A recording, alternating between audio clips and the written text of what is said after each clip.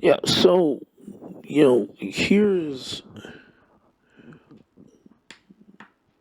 here is where we have some problems.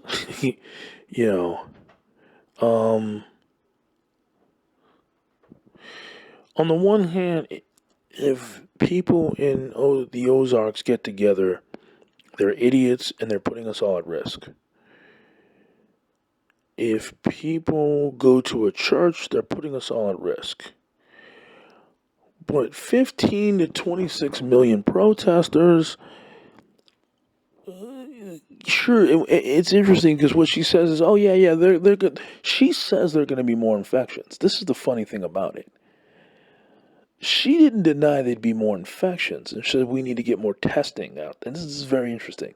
She says we need to get more testing available to monitor these more infections, which automatically creates more cases. Now, I'm not a case conspiratorialist.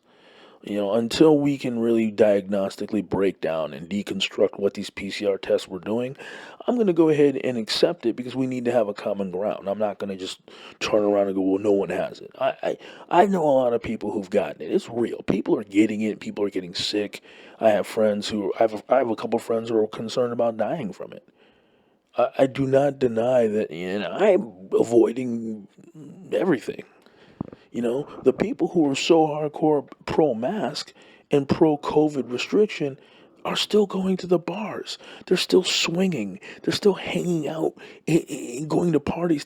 It's the funniest thing in the world because the mask has become this religious symbol of virtue to where you don't have to mitigate on any other level as long as you got that mask around your face, which is exactly what Dr. Fauci and the Surgeon General and the CDC and the WHO and everyone else said, is that the mask is going to cause more problems because people are going to behave as if there's no risk.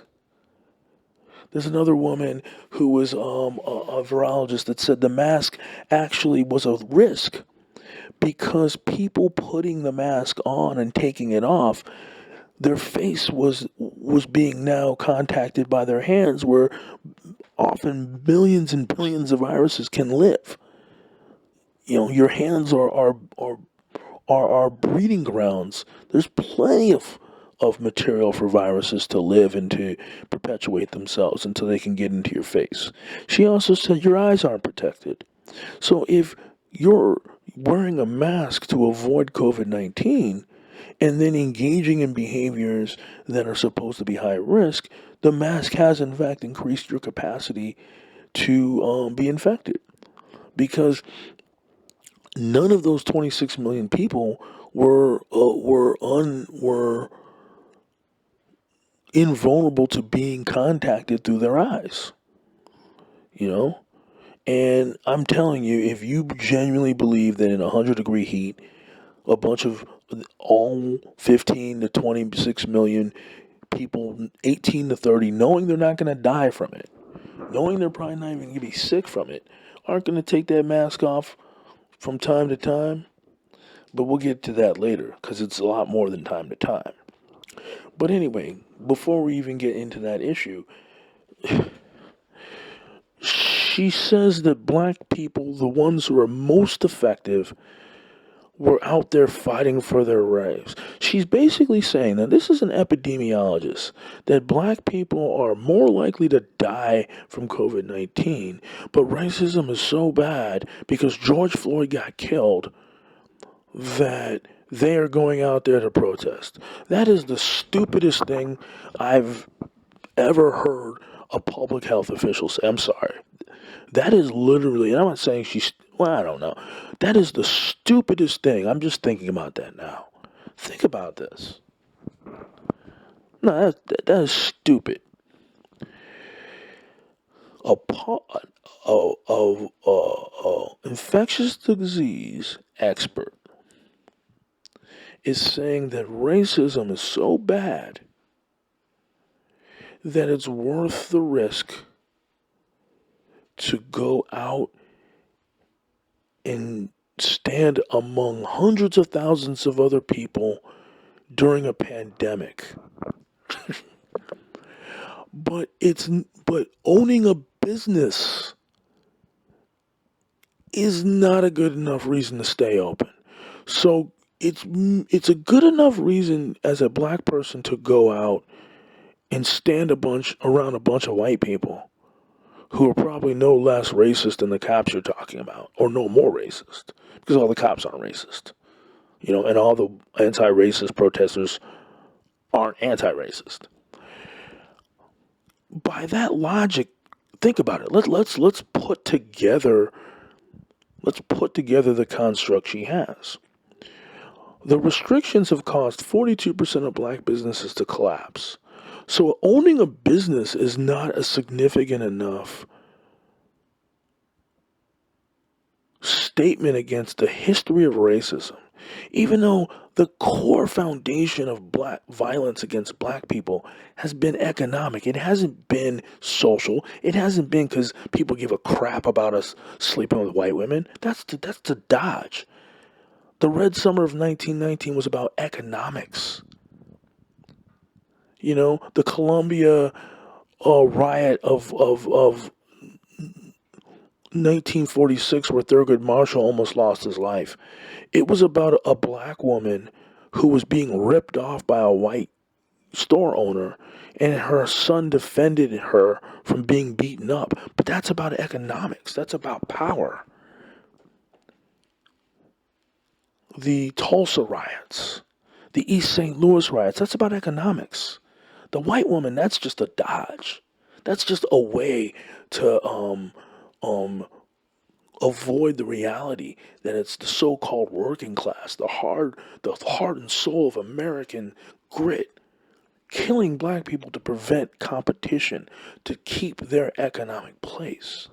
And here's this woman who's part of a ideology, it's part of a series of policies that has destroyed 42% of black businesses.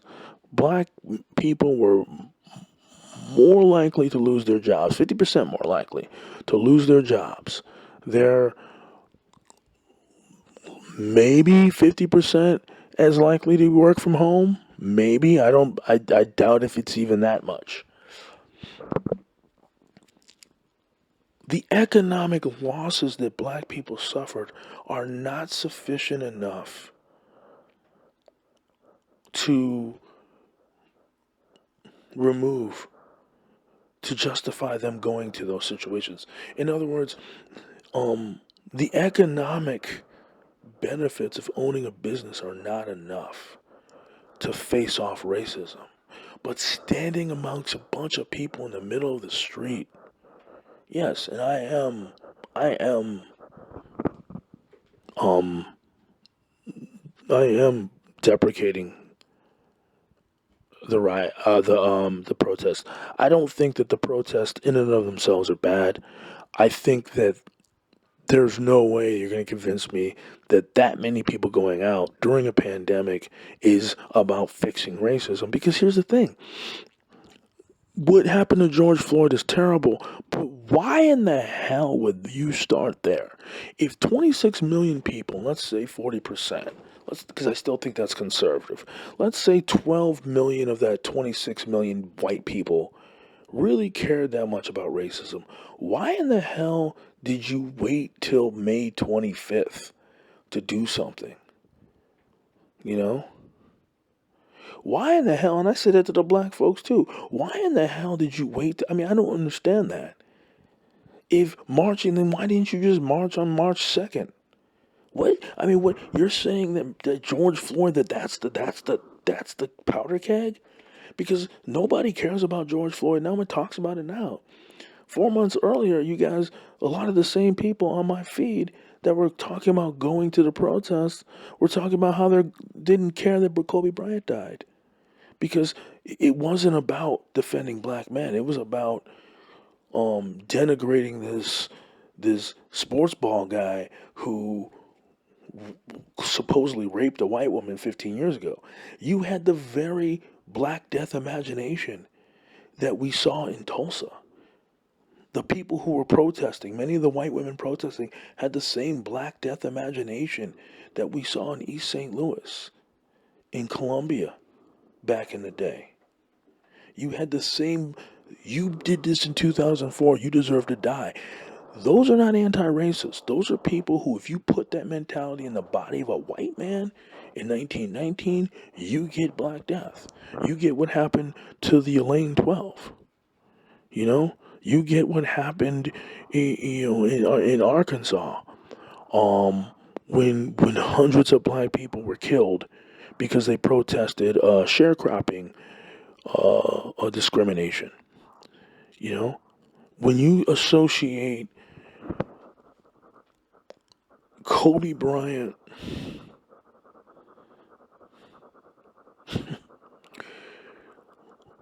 was thought to have done that in 2004, and you have an entire feed of people, and you don't see a big wave of, hey, what the hell are you talking about? The people who I saw arguing against that were not the same people that I saw talking about, I'm going to protest 4 months later. Black people are being used to resolve white people's and the white left's deep seated racial animosity towards black men. And they have a deep seated animosity towards black women too. That's another story for another day. The bottom line is that we're being used. And we're not being used by Donald Trump, we're being used by the people who are promote the media, we're being used by the Democratic Party, um, because those images were useful in defeating Donald Trump, and those images are useful in unifying with the COVID-19 mentality to create a new image and a new structure. I'm not sure what I'd call that new structure, but there is an image.